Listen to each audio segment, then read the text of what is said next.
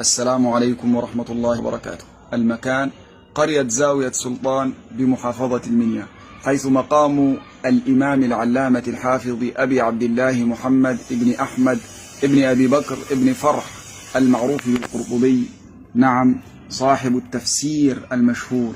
ونحن الآن في طريقنا لمقام الإمام رضي الله عنه الذي ولد في بداية القرن السابع الهجري بقرطبة بالأندلس حاضرة الإسلام والمسلمين، والمتوفى سنة 71 و600 من الهجرة النبوية المباركة رضي الله عنه.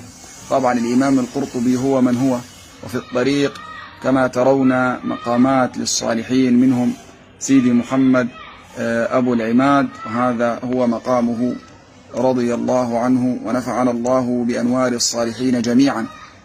طبعا الإمام القرطبي أشهر من أن يعرف، قال عنه ابن فرحون: كان من عباد الله الصالحين والعلماء العارفين الورعين الزاهدين في الدنيا المشغولين بما يعنيهم من أمور الآخرة. طبعا هذه هي قبة الإمام القرطبي، وهي يعني مختلفة، لونها مختلف عن باقي القباب رضي الله عنه.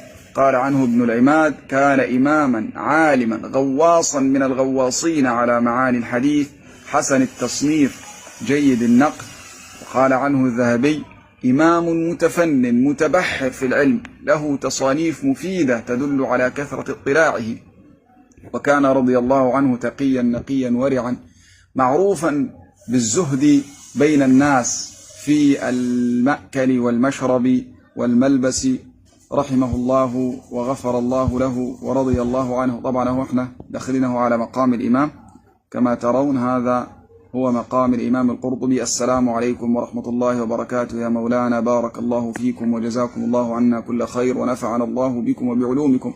ترك تراثا ضخما رضي الله عنه، منه الجامع لأحكام القرآن الكريم، وهو كتاب التفسير المعروف المطبوع في إحدى طبعاته في 24 مجلدا، وله التذكرة في أحوال الموتى وأمور الآخرة، وله التذكار في أفضل الأذكار، وله قمع الحرص بالزهد والقناعة، وله المقتبس في شرح موطأ مالك بن أنس، وله منهج العباد ومحجة السالكين الزهاد، وله رسالة في ألقاب الحديث، وله المصباح في الجمع بين الأفعال الصحاح، وله الإعلام بما في دين النصارى من المفاسد والأوهام واجتهار محاسن دين الإسلام، وله الأسنى في شرح أسماء الله الحسنى.